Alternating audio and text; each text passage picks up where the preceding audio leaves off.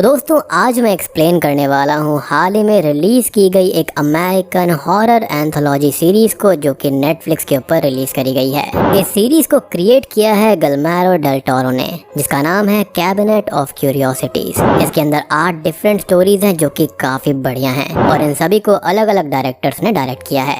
और सबसे बढ़िया बात यह है कि इस सीरीज के जो पहले 2 एपिसोड्स हैं ना, उनको गिलर्मो डेल टोरो ने ही यहाँ पर लिखा है। और आज की इस वीडियो के अंदर मैं पहले 2 एपिसोड्स को ही एक्सप्लेन करने वाला हूँ, तो उम्मीद करता हूँ कि आपको ये सीरीज पसंद आएगी। अगर आपको ये वीडियो पसंद आती है तो इसको ढेर सारे लाइक कर देना, क्योंकि अगले एपिसोड्स को मैं जल्दी से जल्दी लेकर आ जाऊंगा। हो सकता है कि एक ही दिन के अंदर 2-2 वीडियोस आ जाएं। तो जल्दी से लाइक कर दीजिए, कमेंट कर दीजिए और सब्सक्राइब कर दीजिए अगर आप चैनल के ऊपर नए हैं तो चलिए अब बिना किसी देरी के चलते हैं सीधा वीडियो की तरफ।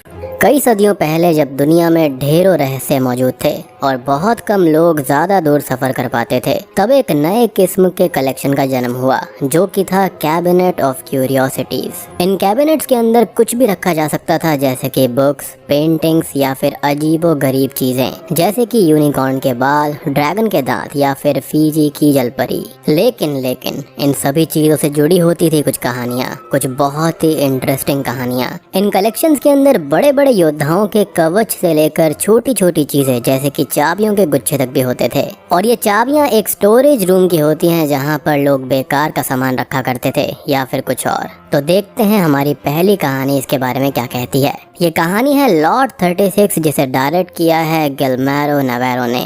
कहानी की शुरुआत एक बहुत ही बूढ़े आदमी को दिखाते हुए होती है जो कि मीट खा रहा था। तभी मीट का एक टुकड़ा नीचे गिर जाता है, जिसे उठाने के चक्कर में उसकी बॉडी अकड़ जाती है और उसकी वहीं मौत हो जाती है। और ये था लॉर्ड 36 का मालिक मिस्टर वॉल्मर। अब इसके बाद में हमें एक बहुत ही रूड इंसान निक से इंट्रोड्यूस कराया जाता है, जो कि 24 आवर स्टोरेज नाम की एक जगह पर स्टोरेज रूम्स के ऑक्शन यानी कि नीलामी में आया हुआ था। कुछ लोग जिन्हें बैंक्स पर भरोसा नहीं होता, इन स्टोरेज हाउसेस में वो अपना कीमती सामान रखते हैं और ऐसी कीमती चीजों की आस में ही लोग स्टोरेज रूम्स को खरीद लेते हैं, जो कभी कभी तो उन्हें माला माल कर देता है, लेकिन कभी कभी उनके हाथ लगता है बस कचरा। अब पहली बोली लगती है लॉर्ड 36 की, जिसको निक $400 में खरीद लेता है। निक बहुत ही ज्यादा कर्जे में डूबा हुआ था और कमाई के लिए ऐसे लॉर्ड्स को खरीद कर उनका सामान वो बेचा करता था। लॉर्ड की चाबी देने से पहले स्टोरेज रूम्स का केयर टेकर एडी उसे वहाँ के पिछले ओनर की सीसीटीवी फुटेज दिखाता है और बताता है कि कैसे वो 1945 से रोज एक बैग को लेकर उस यूनिट में आया करता था और अंदर 1-1.5 घंटा बिताकर वो बैग खाली करके वापस चला जाता। और अंदर जाने से पहले और बाहर आने के बाद में वो अजीब तरह का डांस भी करता था। पर निक को ये लगता है कि बूढ़े लोग उम्र के साथ पागल हो जाते हैं और वो इस बात पर कोई खास ध्यान नहीं देता और यूनिट की चाबी लेकर चला जाता है। निक के बाहर जाते ही एडी के पास एक यूनिट की काफी सालों से किराएदार मिस अमीलिया किराया देने आती हैं, लेकिन 2 महीने तक किराया ना देने और फोन और नोटिस पर रेस्पॉन्ड ना करने की वजह से एडी को ये लगा था कि उन्होंने यूनिट छोड़ दी है और इसलिए उसने पहली यूनिट नीलाम कर दी थी जो कि निक ने खरीद ली थी। अब ये यूनिट तो निक ने खरीद ही ली थी और एडी के कहने पर अमीलिया अपनी फैमिली फोटोज और कुछ पर्सनल चीजें वापस लेने निक के पास चली जाती है। पर जैसा कि अब वो यूनिट कानूनी तौर पर निक की हो चुकी थी, इसलिए वो अमीलिया को यूनिट चेक करने से मना कर देता है, वो भी काफी रूड वे में, और फैमिली फोटोज के बदले $1000 मांगता है, जो कि काफी ज्यादा सेल्फिश मूव था। खैर मना करने पर निक अमीलिया को उस यूनिट का पुराना टूटा हुआ लॉक पकड़ा कर चला जाता है और तब अमीलिया उससे गुस्से में ये कहती है कि काश तुम नर्क की आग में जलो, और ऐसा उसको कर्ज कर देती है। खैर अब निक लॉर्ड 36 में कुछ वैल्यूएबल सामान को ढूंढने निकल जाता है और वो नोटिस करता है कि उसकी यूनिट बाकी यूनिट्स के मुकाबले काफी छोटी थी। एडी भी निक को बाहर खड़ी अमीलिया का सामान लौटाने के लिए बोलता है, लेकिन निक के मुताबिक उसका वॉर में एक कान खराब हो गया, उसकी बीवी उसको छोड़कर चली गई और जब उसने सारे नुकसान सहे हैं तो वो फायदे क्यों छोड़ दे। इस मुद्दे पर दोनों की बहस हो जाती है, पर जैसा कि निक ने उस यूनिट को कायदे से लिया था, इसलिए वो एडी को बुरा भला सुनाकर वहाँ से चला जाता है। अब शाम तक निक को लॉर्ड 36 के अंदर एक सोने का शैंडलियर, एक इंसानी बालों से बनी हुई फ्लावर्स की पेंटिंग, एक सियोन टेबल और कुछ चेयर्स मिलती हैं, जिन्हें जब वो बेचने जा रहा था तब एक इंसान उसके सर पर मारकर और कार तोड़कर कल तक $12000 लौटाने का बोलता है और चला जाता है। और जैसा कि मैंने आपको बताया था कि निक यहाँ पर कर्जे में डूबा हुआ था, तो शायद ये कोई वही हो सकता है। खैर तब भी अमीलिया बाहर ही खड़ी हुई थी, जिसे निक जानवरों की तरह भगाकर वापस अंदर फर्स्ट एड के लिए आ जाता है, जहाँ पर एडी उसे एक शॉप का एड्रेस देकर वहाँ ये चीजें बेचने का बोलता है। शॉप पर उस सियोन्स टेबल को देखते टाइम अचानक से ही उसका एक ड्रॉर खुलता है, जिसके अंदर से 3 बुक्स निकलती हैं। उन बुक्स की कीमत का अंदाजा लगाने के लिए शॉप ओनर अगाथा अपने दोस्त को बुलाती है। उसका दोस्त किताबों को देखकर शॉक्ड हो जाता है और उन्हें अनोखी बुक्स बताते हुए उससे 4th वॉल्यूम के बारे में पूछता है। वो 3 किताबों के $10,000 और चारों के आज के ही आज $3 लाख तक देने का बोलता है, क्योंकि उसके मुताबिक वो 4th वॉल्यूम सबसे ज्यादा अनोखी किताब है और उसमें ऐसे सिंबल्स और स्पेल्स हैं जिनसे एक डीमन को बुलाया जा सकता है और उसको इसी दुनिया में रोका जा सकता है। पर डीमन के साथ सौदा पूरा होते ही ये किताब और उसे बुलाने वाला इंसान दोनों ही जलकर राख हो जाते हैं और यही रीजन है कि ये किताब किसी को भी नहीं मिलती, सिवाय इसके कि उस डीमन के साथ धोखा हुआ हो और वो अपनी कीमत ना वसूल पाए और वो किताब यहीं रह जाए। निक और अगाथा का दोस्त जो होता है, दोनों इस किताब को ढूंढने के लिए फिर से स्टोरेज हाउस जाने के लिए निकल जाते हैं, जहाँ पर रास्ते में अगाथा का दोस्त उसे लॉर्ड 36 के पिछले ओनर के बारे में बताता है। वो बोलता है कि पिछले ओनर की फैमिली बहुत ही ज्यादा अमीर थी और वर्ल्ड वॉर 2 के बाद यूरोप से अमेरिका आकर सेटल हो गई। वो फैमिली बुरे लोगों के लिए हथियार बनाया करती थी और उस यूनिट का आदमी बहुत ही लालची था, जिसने सारी दौलत जुए में उड़ा दी थी। जिसके बाद उसने शैतान के पुजारियों से दोस्ती कर ली और एक डीमन को समन करके अपनी बहन डॉटी वॉल्मर के शरीर में उसको जगह दे दी थी और ये केस उस टाइम पर बहुत ही ज्यादा प्रचलित हुआ था।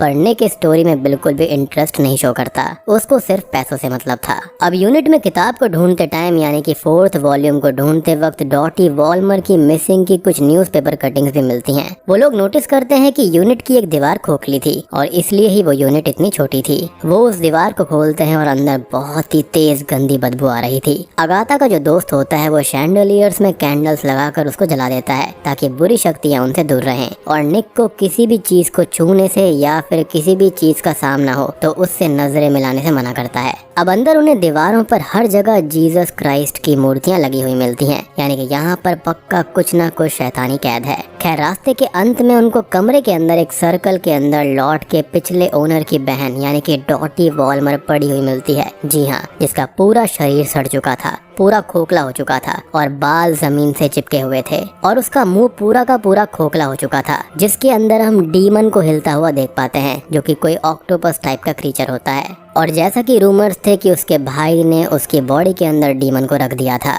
और शायद से उसने उसको अंदर से खा लिया होगा और वहीं पर रह गया। और मुझे लगता है कि डॉटी के ब्रदर यानी कि जिसने ये सारा काम किया था वो जानता था कि यहाँ पर क्या कैद है और शायद से इसलिए ही उसने यहाँ पर ये नई दीवार बनवा दी थी, जिसके चलते कोई भी इस जगह को ढूंढ ना पाए। खैर वहाँ पर उन्हें उन बुक्स का 4th वॉल्यूम भी रखा हुआ दिखता है और अगाथा का दोस्त निक को सर्कल की लाइन पर जाने से मना करता है, लेकिन उस किताब को लेने के लिए निक लाइन के पार चला जाता है, जो कि मेरे ख्याल से किसी सियोन्स की लाइन होती है। और तभी वो डीमन अचानक से ही डॉटी के मुंह से निकलकर सीधा अगाथा के दोस्त को खा लेता है और वो किताब भी जलकर राख हो जाती है, यानी कि ये डीमन यहाँ पर पक्का किसी नए शिकार का वेट कर रहा था। अब वो डीमन निक के पीछे लग जाता है और निक भागता हुआ स्टोरेज हाउस के गेट पर पहुंच जाता है, लेकिन उसका जो गेट था वो बाहर से लगा हुआ था। लेकिन तभी अमीलिया गेट पर आ जाती है और निक उससे दरवाजा खोलने को बोलता है, लेकिन अमीलिया निक के गिड़गिड़ाने के बावजूद भी उसके लिए दरवाजा नहीं खोलती और उसी के दिए हुए टूटे ताले को गेट पर लटकाकर चली जाती है। यहाँ पर निक को डीमन खा लेता है और स्टोरेज हाउस के लाइट्स ऑफ होने के साथ ही कैबिनेट ऑफ क्यूरियोसिटीज का पहला एपिसोड खत्म हो जाता है। तो भाई देखो, पहली कहानी के अंदर हमको यही दर्शाया गया है कि जो आप करोगे वही आपको भोगना पड़ता है, यानी कि जो आप बोओगे वही आपको काटना होगा। निक ने अमीलिया के साथ में बुरा किया, इसलिए निक का अंजाम बहुत ही ज्यादा बुरा हुआ।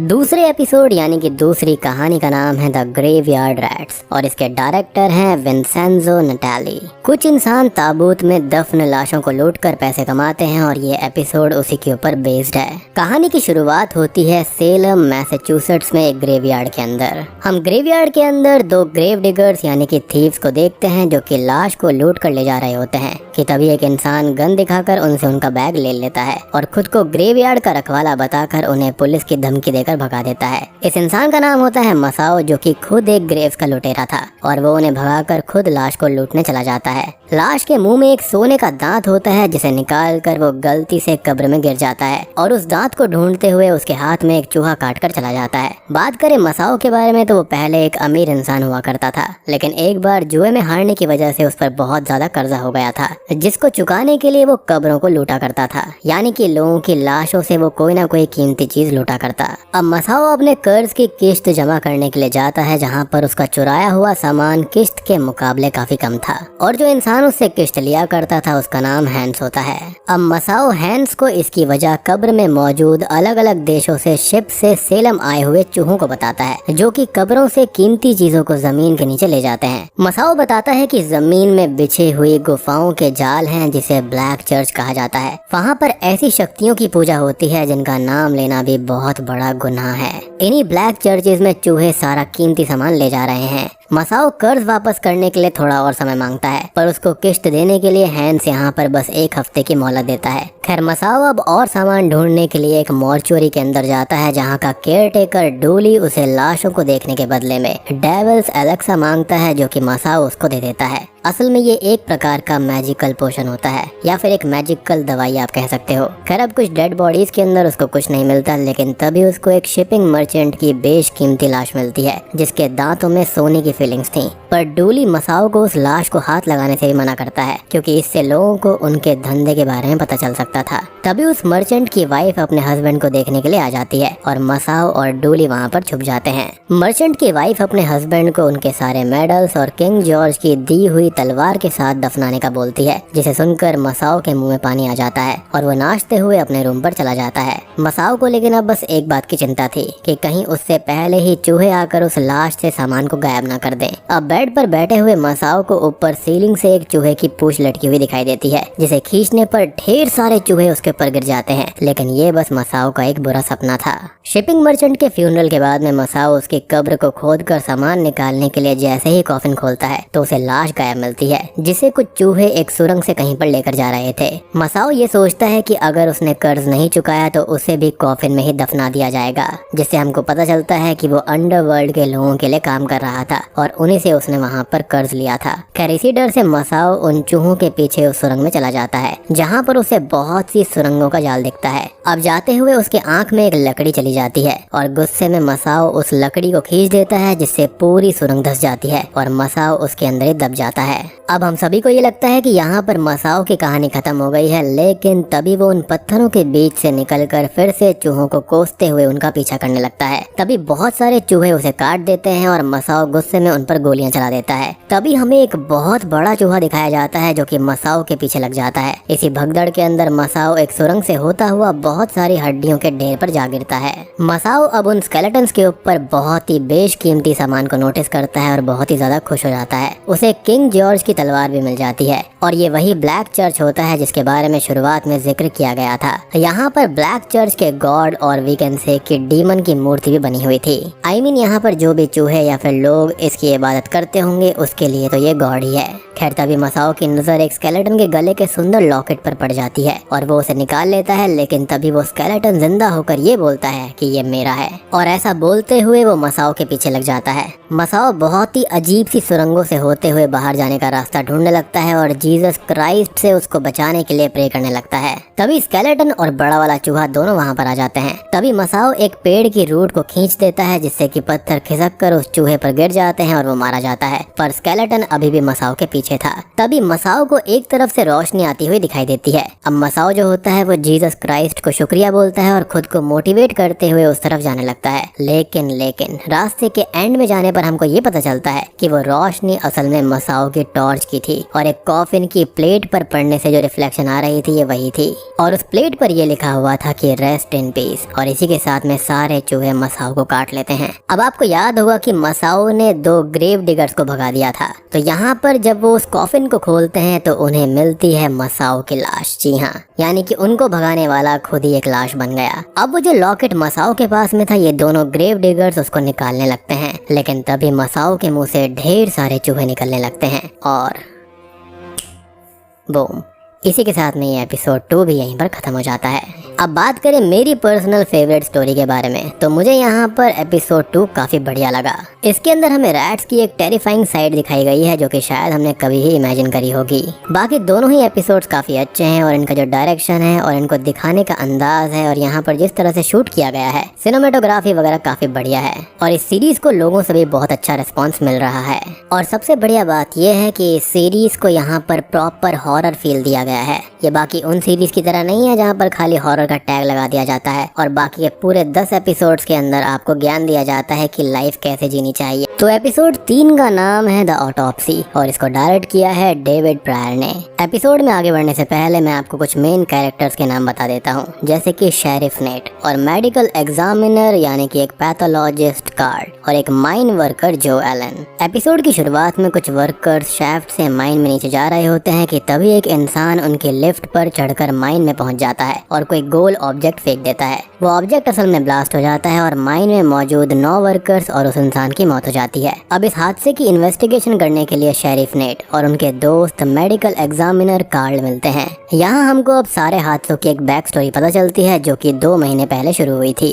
2 महीने पहले एक मिल वर्कर गायब हुआ था, जिसके बाद एक एक करके 6 लोग 1 महीने के अंदर ही गायब हो गए। अचानक से लोग कहाँ पर गायब हो रहे थे, इसका नेट और उसकी टीम को कोई भी सुराग नहीं मिलता। तभी एक दिन उन्हें एक लाश मिलती है। अब जैसे कि लोग जानवरों का मीट खाने के लिए उसको स्टोर करके फ्रिज में रख देते हैं, वो लाश बिल्कुल वैसी थी। बिल्कुल सफेद, खून का एक भी कतरा नहीं था। बॉडी पर कई सारे प्रिसाइज कट्स लगे हुए थे जो कि किसी जानवर का काम नहीं हो सकता था और ये काफी अजीब होता है। नेट को लगता है कि ये जिस किसी का भी काम है वो वापस आएगा, इसलिए नेट वहाँ 2 टीम मेंबर्स को तैनात कर देता है। पर शाम होते होते नेट को उनकी कोई भी अपडेट नहीं मिलती। नेट जब वहाँ पर जाकर देखता है तो वो लोग भी गायब हो गए थे। अब उनमें से मिली हुई एक लाश एक मिल वर्कर की भी थी जो कि आखिरी बार एक बार के अंदर देखा गया था, जहाँ पर इस व्यक्ति को उसका दोस्त एडी स्काइज मिलता है, लेकिन पूछने पर वो अपना नाम स्ट्रेंजली जो एलन बताता है। अब जो उस मिल वर्कर को अपनी बातों से हिप्नोटाइज करके यानी कि अपने दोस्त को अपने साथ ले जाता है, जिसके बाद हमें उसकी लाश मिलती है। अब बात करें एडी स्काइज के बारे में, जो कि 9 महीने पहले ही मीटियोर शावर को देखने गया था और फिर अचानक ही गायब हो गया। इन्वेस्टिगेशन के अंदर पता चलता है कि एडी बाद में जो एलन नाम से एक माइन में काम करने लगा था। अब नेट को जो के घर के अंदर से एक गोल ऑब्जेक्ट मिलता है जो कि हमको मूवी की शुरुआत में दिखाया गया था और ये कुछ और नहीं है बल्कि ये जो को जंगल के अंदर एक मीटियोर शावर के दौरान मिला था और तभी नेट जो को ढूंढता हुआ माइन के अंदर गया था और ये सीन हमने मूवी की स्टार्टिंग में देखा था। असल में जो ने नेट की कार में से वो अजीब सा गोल ऑब्जेक्ट उठाया था और माइन में जाकर ब्लास्ट कर दिया। अब नेट को ये लग रहा था कि वो ऑब्जेक्ट जरूर खास है, तभी जो भागने के बजाय उसे लेने के लिए कार तक आया था। शेरिफ नेट कार्ल को जो एलन और माइन में काम करने वाले वर्कर्स की ऑटोप्सी के लिए बॉडीज दिखाने जाता है। कार्ल अब नेट को अपने स्टमक कैंसर के बारे में बता देता है, यानी कि शुरुआत वाले ब्लास्ट के बाद में एक बैक स्टोरी हमको दिखाई जाती है और उसके बाद में मूवी फिर से प्रेजेंट टाइम में आ गई थी। अब पहले वर्कर की ऑटोप्सी के अंदर कार्ल को ब्लास्ट के कोई भी निशान नहीं मिलते और उसकी मौत असल में दम घुटने से हुई थी। तभी कार्ल को एक आवाज सुनाई देती है जो कि उसे भाग जाने को बोल रही थी, लेकिन वो उसे इग्नोर करके दूसरे वर्कर की ऑटोप्सी करने लगता है और उसकी बॉडी बिल्कुल सफेद पड़ चुकी होती है जिसके अंदर बिल्कुल भी खून नहीं था। और ऐसा ही सेम हमको तीसरे वर्कर की बॉडी में देखने को मिलता है। कार्ल को ये लगता है कि उनका खून जरूर जो एलन ने पिया है, इसलिए कार्ल जो की ऑटोप्सी करने जाता है। तो अभी शॉकिंगली जो जिंदा हो जाता है और कार्ल से अपनी भूख मिटाने के लिए मीट मांगने लगता है। और दोस्तों यहाँ पर खुलते हैं इस कहानी के असली पत्ते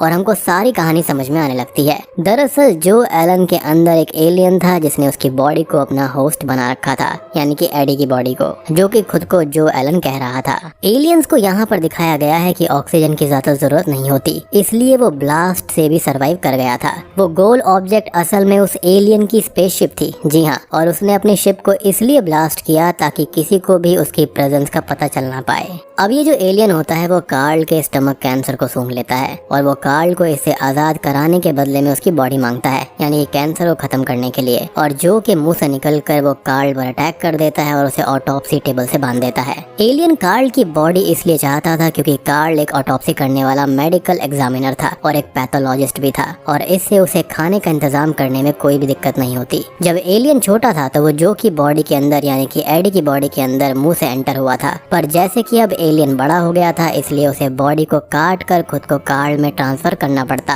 एलियन कार्ल को ये बताता है कि कैसे वो लोग हजारों सालों से धरती पर रह रहे हैं और सिविलाइजेशन को तबाह करने में अंदर से लगे हुए हैं। और हमें यहाँ पर इस एलियन की हैवानियत भरी सोच के बारे में पता चलता है कि कैसे उसे लोगों को तड़पाने में मजा आता है और वो अपने शिकार के ब्रेन को जिंदा रखकर उसका मांस खाते हैं। यानी कि अंदर से इंसान को पता होता है कि उसके साथ में आखिर हो क्या रहा है। उसका ये कहना था कि सुबह होने पर सबसे पहले वो कार्ल के दोस्त नेट का शिकार करने वाला था। जो एलन यानी कि एडी स्काइज, जिसकी बॉडी के अंदर फिलहाल ये एलियन था, वो अभी तक कॉन्शियस था अंदर से और उसे हर चीज, हर दर्द महसूस हो रही थी, लेकिन वो लाचार था और कुछ भी नहीं कर सकता था। एक इंटरेस्टिंग चीज की ये जो एलियन है ना, यहाँ पर ये टच के अलावा खुद के और दूसरे सेंसेस नहीं यूज कर पाता है, यानी कि उसके पास में ये सब होता ही नहीं है। इसलिए जो कि बॉडी से निकलते ही वो अंधा और बहरा हो जाता है। इसी बात का फायदा उठाते हुए कार्ल चाकू से अपनी आंखें और कान को फोड़ लेता है और काट लेता है, ताकि एलियन को उसकी बॉडी में एंटर करने के बाद कुछ दिखाई और सुनाई ना दे और वो ज्यादा कुछ ना कर पाए। कार्ल अब खुद को एक कट भी लगा लेता है ताकि एलियन के एंटर करने के कुछ टाइम बाद ही वो मारा जाएगा और एलियन किसी और होस्ट को भी देख नहीं पाएगा, जिसकी वजह से उसी की बॉडी के अंदर वो खत्म हो जाए। ये सारी बातें जो कार्ल और एलियन के बीच में हुई थी वो टेप के ऊपर रिकॉर्ड हो रही थी,